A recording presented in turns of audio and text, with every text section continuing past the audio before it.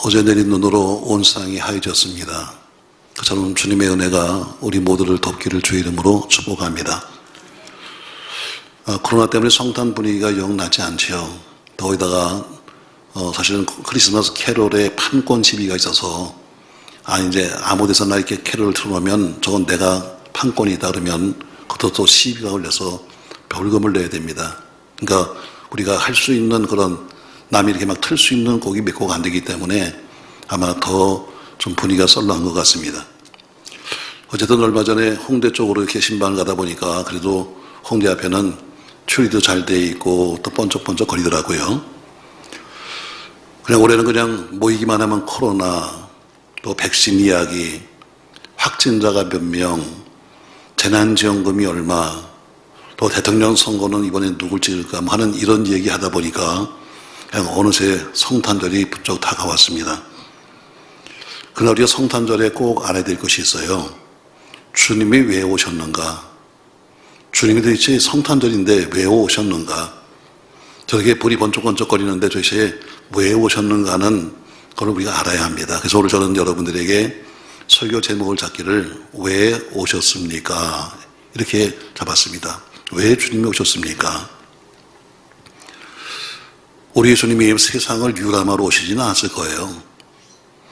우리 예수님이 호기심이 많아서 이 땅에는 뭐가 있나 보러 오시지 않았을 겁니다. 우리 예수님이 곧 하나님이신데 하늘에 뭔가 영광이 부족하고 뭔가 부족해서 이 땅에 오셔서 영광 받으시겠다고 오신 것도 아닐 겁니다. 근데 주님은 세상에 오신 목적을 아주 분명하게 우리에게 말씀하고 있습니다. 데이크라고 하는 신학 박사님은 성서 주석을 썼는데 거기에 예수님이 이 땅에 오신 목적 32가지를 썼습니다. 그 중에 보면은 그냥 우리가 잘 아는 이야기로 그냥 그분이 율법을 완성하기 위해서, 우리에게 안식을 주시기 위해서, 잃어버린 영혼을 찾기 위해서, 또 이 땅의 죄를 없애게 하기 위해서, 또 성령의 불을 땅에 던지기 위해서, 이런 여러 가지 이야기 하셨습니다. 또 그 외에도 하나님의 뜻을 이루시기 위해서, 또 사람을 섬기기 위해서 이렇게 쓴 것도 있습니다. 근데 그 중에서 32가지가 있습니다만 그 중에서 우리 인간의 생명과 직결된 몇 가지 있습니다. 여러 가지 오신 목적이 있습니다. 그러나 우리 인간의 생명과 직결되어 있는 몇 가지가 있는데 오늘은 성탄절을 앞두고 아주 핵심적인 내용 몇 가지를 다루면서 왜 오셨습니까? 도대체 오신 목적이 뭐예요? 오늘 저는 3가지로 말씀을 정리하려고 합니다. 여러분 성탄의 기쁜 소식이 함께하기를 바라면서 그분이 도대체 왜 오셨는가를 알아야 기쁠 거 아니겠습니까?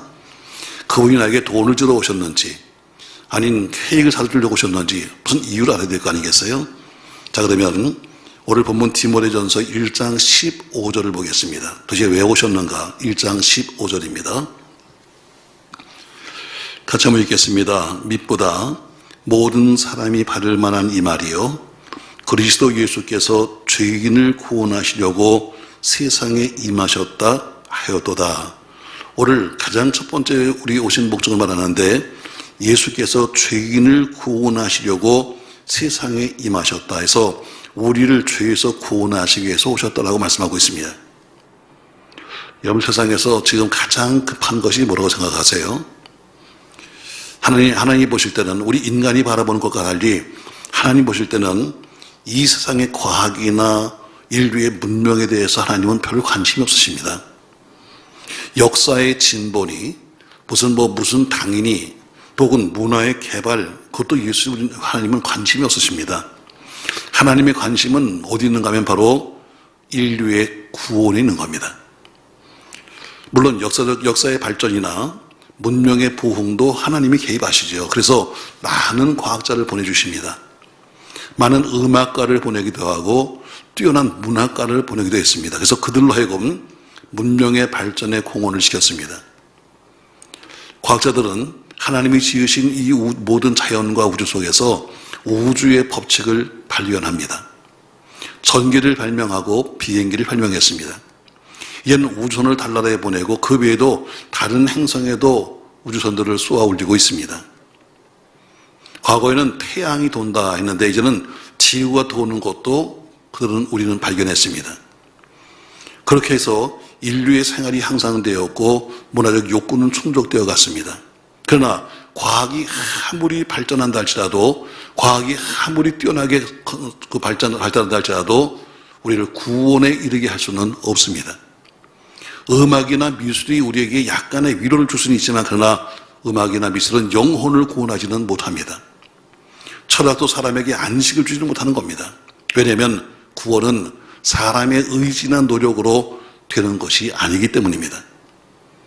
그것은 과학의 힘으로 되지 않습니다. 과학은 사람을 우주 공간으로 쏘아 올릴 수 있었지만, 그러나 그 사람을 천국에 보내지는 못했습니다. 과학은 사람을 날게 했지만 하늘나라까지 가지는 못했습니다. 의학이 여러분과 제 병을 고쳤습니다. 그러나 질병을 예방하고 질병을 치료했습니다. 암을 퇴치하고 인공시장을 만들고 에이즈 백신을 만들기도 하고 코로나 백신 치료제를 만들 수 있을지 모르지만, 그러나 인간을 영원히 살게 할 수는 없는 겁니다. 이 세상에는 예수님보다 훨씬 뛰어난 손재주가 좋은 장인들이 많습니다. 우리 예수님 목수였으니까 더 훌륭한 목수가 많다는 거죠. 또 목수, 그의 아버지였던 목수 요셉, 그보다 훨씬 더 좋은 솜씨를 가진 사람들도 많을 겁니다. 그래서 그 사람들은 나름대로의 이 땅에 공헌했을 거예요. 아마 어떤 사람은 예수님보다 훨씬 설교를 더 잘하는 사람도 많을 겁니다. 어떤 사람은 예수님보다 훨씬 외모가 멋진 사람도 있겠죠. 예수님보다 탁월한 씨름 선수도 있을 것이고 수영 선수도 있을 것입니다. 아마 예수님 33살이 돌아왔으니까 훨씬 몇 배나 장수하신 분도 계실 거예요. 그러나 그들이 이 세상을 향상시키긴 했지만 구원하지는 못했다는 겁니다. 그래서 정작 필요한 것은 뭐냐면, 이 땅에 필요한 것은 우리를 구원할 구세주였습니다. 바로 그분이 예수입니다. 우리 예수님은 현대 의사가 바라보면 참 저렇게 무식할까 할 정도로 유치한 방법으로 사람을 고치셨습니다. 그러나 주님의 치료는 완벽했습니다. 우리는 지금 의사가 치료하고 나면 가서 어떻게 후유증이 없을까 걱정을 하면서 다시 또 가서 검사하고 또 검사하고 하지만, 그러나 우리 예수님은 한 번 고치시면 다시는 재진이 필요 없습니다. 예수님은 단 한 권의 책을 쓴 적도 없고 한 줄의 설교를 남긴 적도 없었지만 세상에 어떤 저술가보다도 위대한 업적을 남기셨습니다. 우리 예수님이 하시는 설교를 보세요. 기껏 해봐 이어가 뭐냐면, 하늘 나는 저 참새를 봐라, 저 들의 백합화를 봐라, 곡식 같은 아주 초보적인 얘기를 하셨지만, 그러나 지금 그의 말씀은 화성으로 로켓을 쏘아 올리고 AI를 동원하는 과학자보다 훨씬 더 심오했습니다. 예수님은 감히 세상이 말도 못하는 설교를 하셨습니다. 누구도 말 못하는 하나님의 나라를 말했습니다. 누구도 이끌 수 없는 하늘나라로 여러분과 저를 이끌고 가십니다. 그는 죽음으로 가던 우리 인류의 모든 운명들을 생명으로 가게 하셨습니다. 하나님과 죄 때문에 분리되었던 심판자에 있던 여러분과 저를 구원해 주셨습니다. 하나님에게 쫓겨난 인생들을 화해시켜서 다시 낙원을 갖게 하셨습니다. 그러니까 그래서 우리가 하나님을 그분을 찬양하는 것이고, 그분이 오신 성탄절을 우리가 축하하는 겁니다. 왜? 모두가 구원의 관계이기 때문입니다. 오늘 본문에 보니까 그분은 죄인을 구원하러 오셨다 이렇게 말하면서, 뒤에 바울은 말하기를, 그렇게 위대하신 바울이 말하기를, 나는 죄인 중에 괴수다. 바로 그분이 남을 위해서 온 것이 아니라 내가 죄인 중에 괴수인데 나를 위해 왔다고 말하는 것처럼, 그분은 바로 나를 구원하게 오셨다는 것이 첫 번째 이유입니다. 아멘입니까 여러분? 집에 있는 무슨 시어머니나 속세에 있는 며느리 때문에 온 것이 아니라 나 때문에 왔다는 거죠. 자, 두 번째, 그러면 왜 그분이 오셨습니까? 다시 말씀 1장 15절 보세요. 밑보다 모든 사람이 받을 만한 이 말이요, 그리스도 예수께서 죄인을 구원하시려고 세상에 임하셨다 하였도다 하면서 오늘 본문에 보니까 예수의 또 하나의 이름을 말하고 있습니다. 예수 또 하나의 이름이 보니까 여러분, 그리스도 예수. 예수의 또 다른 이름을 뭐냐면 그리스도십니다. 그리스도라는 것은 뭐냐니까 번역하면 기름 부음 받는 자, 다시 말해 메시아라는 뜻입니다. 메시아 예수. 메시아는 이스라엘 백성들이 그렇게 오랫동안 고대하면서 하늘나라가 이 땅에 임하기는 상징이었고 실현이었습니다. 그런데 그 위대한 약속이 성취됩니다. 아주 오랜 날 수천 년이 아니라 오래전 그 언젠지 모르는 그때부터 우리 하나님이 약속했습니다. 내가 너에게 구원주를 보내겠다. 메시아를 보내겠다 했는데 그 메시아가 예수님이 오심으로 이루어진 겁니다. 하나님의 약속은 내가 너에게 위대한 철학자를 보내주마. 내가 너에게 뛰어난 과학자를 보내주마. 내가 너에게 뛰어난 정치가를 보내주마 하고 말씀하지 않았습니다. 내가 너를 구원할 메시아를 보내주겠다. 그러니까 메시아는 세상이 아니라 하늘에서 나오신 분이 바로 메시아입니다. 그분이 오시면서 무슨 일이 생겼습니까? 잠든 세상이 깨어났습니다. 암울했던 절망의 땅에 희망이 생깁니다. 그분이 왜 오셨습니까? 그분은 여러분과 저에게 희망을 주기 위해서 오셨습니다. 아멘. 자, 마태복음 4장 15절과 16절에서 이렇게 말씀하고 있습니다. 마태복음 4장 15절, 스불론 땅과 납달리 땅과 요단강 저편 해변길과 이방의 갈릴리여. 16절 같이 있습니다. 흑암에 앉은 백성이 큰 빛을 보았고 사망의 땅과 그늘에 앉은 자들에게 빛이 비치었다 하였도다. 흑암에 앉은 백성, 캄캄한 데 있는 백성이 큰 빛을 보았습니다. 사망의 땅과 그늘에 앉은 자들에게 빛이 임했습니다. 다시 말해 소망이 생겼고 희망이 생겼습니다. 우리가 이 세상을 살면서 참 많은 문제 속에 살고 있습니다. 숱한 문제가 여러분과 저를 계속해서 옥죄고 있습니다. 때론 가난의 문제, 때론 질병의 문제, 때론 죽음의 문제, 또는 미움과 갈등의 문제 등 끊임없이 여러분과 저를 옥죄고 있습니다. 그런데 이 모든 문제들이 예수님이 오심과 함께 사라집니다. 가난 때문에 죽어든 사람들이 예수님 때문에 가난에서 벗어납니다. 자녀의 문제로 고민하던 사람이 또 예수님이 오셔서 그 문제에서 자유함을 주셨습니다. 자녀가 죽어서 고민하면서 울던 과부가 예수님이 오심으로 그 슬픔에서 해방되었습니다. 질병의 문제로 고민하는 사람이 있었습니다. 불치의 병으로 고생하는 사람도 있었습니다. 내과적인 병, 산부인과 병, 저주의 병이었던 나병, 불치의 병으로 알려진 질병들이 예수가 오심으로 한순간에 해결되었습니다. 수십 년 동안 아팠던 그 병, 수십 년 동안 버림받았던 채로 살았던 사람들이 예수가 오심으로 고침받게 되었고 그들이 새로운 공동체를 만들게 되었습니다. 예수님은 그들에게 되어셔서 무서운 질병을 치료하시고 그들에게 자유를 선했습니다. 내가 노임을 받았느니라. 내가 고침을 받았느니라. 내 문제가 해결되었느니라. 아멘. 세례 요한 제자들이 와서 요한에게 말합니다. 요한 선생님이요, 큰일 났습니다. 지금 저쪽에서 지금 예수라는 사람이 남아 계셨는데 그 사람이 얼마나 능력이 많은지 세례 요한에게 와서 항상 옆에 앉았던 사람이 다 예수께로 가버립니다. 어떻게 하면 좋지요? 그랬더니 요한이 말합니다. 가서 그분께 여쭤봐라. 혹시 당신이 메시아입니까? 하고 한번 물어봐라. 그랬더니 누가복음 7장 22절에서 그 물음에 예수님께서 제자들에게 말씀하십니다. 누가복음 7장 22절 말씀. 왜 자막이 올리거든요? 자, 같이 있습니다, 여러분. 예수께서 대답해 이르시되 너희가 가서 보고 들은 것을 요한에게 알리되 맹인이 보며 못 걷는 사람이 걸으며 나병 환자가 깨끗함을 받으며 귀먹은 사람이 들으며 죽은 자가 살아나며 가난한 자에게 복음이 전파된다 하라. 아멘.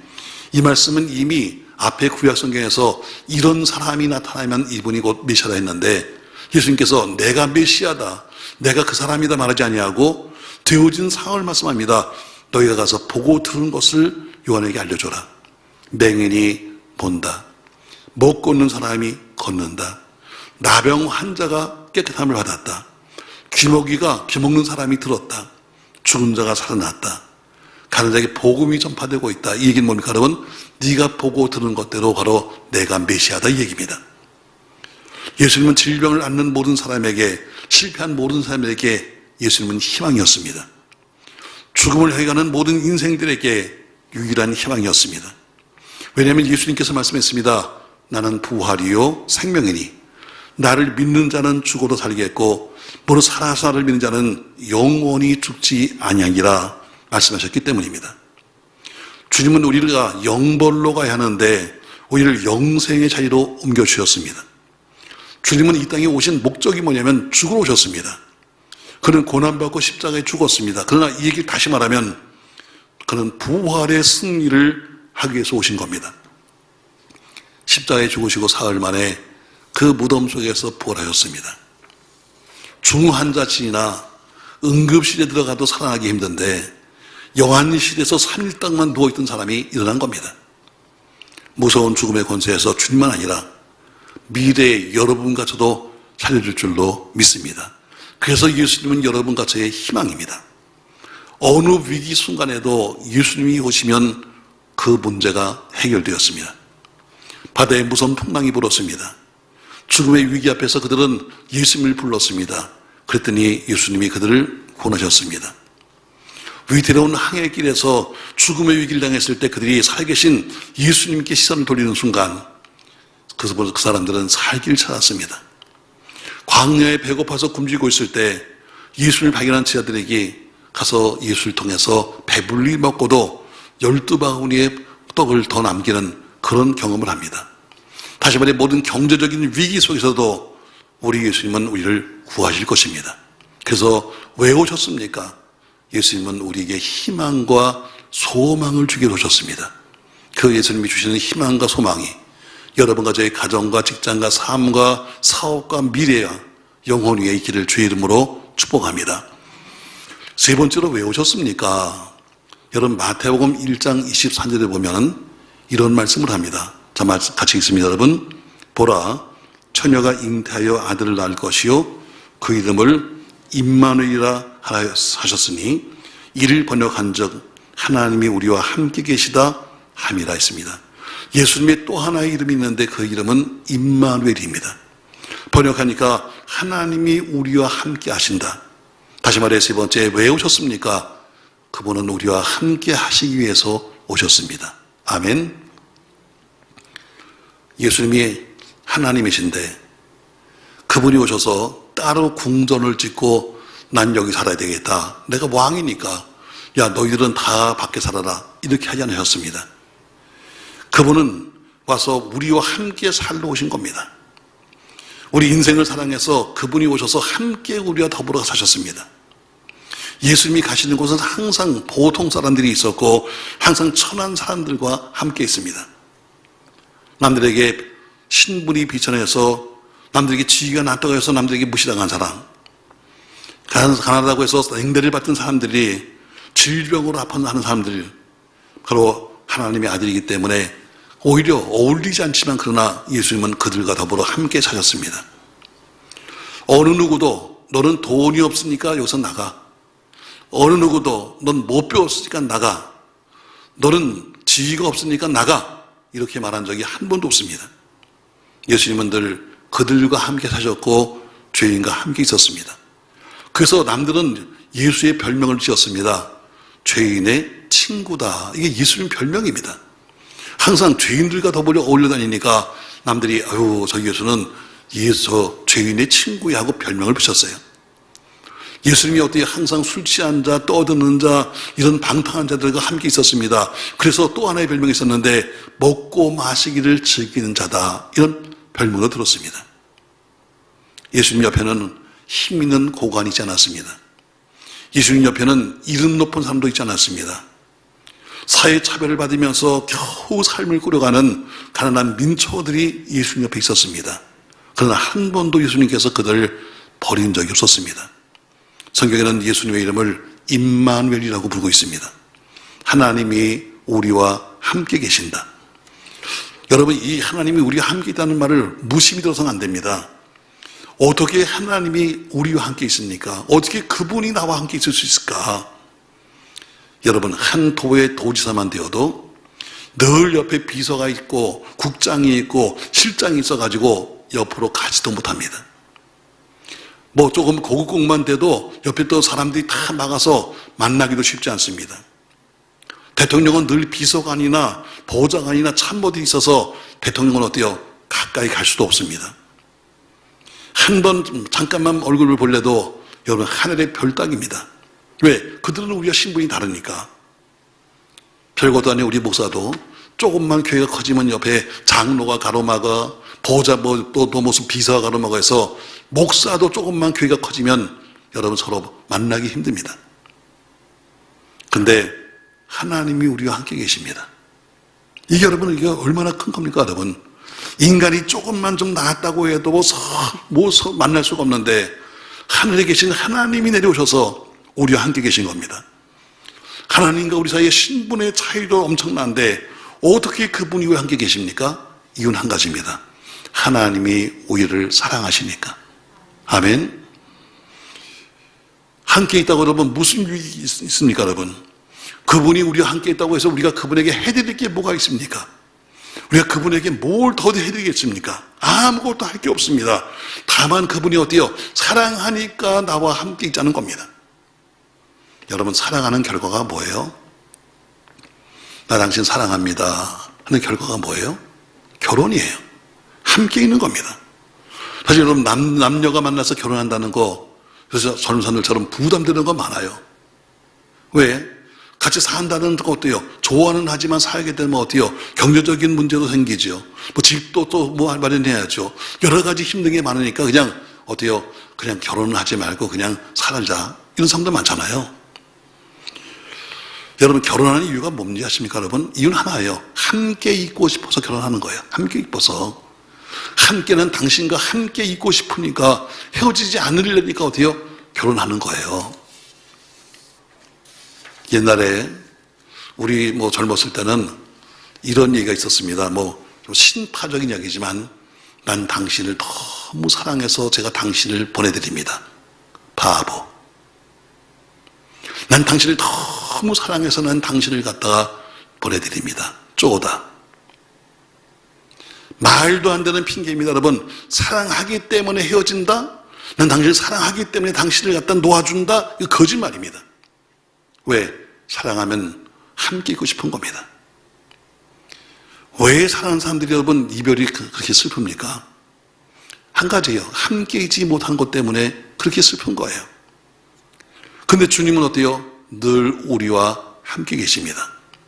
풍랑이 있는 바다에도 함께 계셨고 고기 못 잡아 낙심하던 갈릴리 호숫가에도 함께 계셨습니다.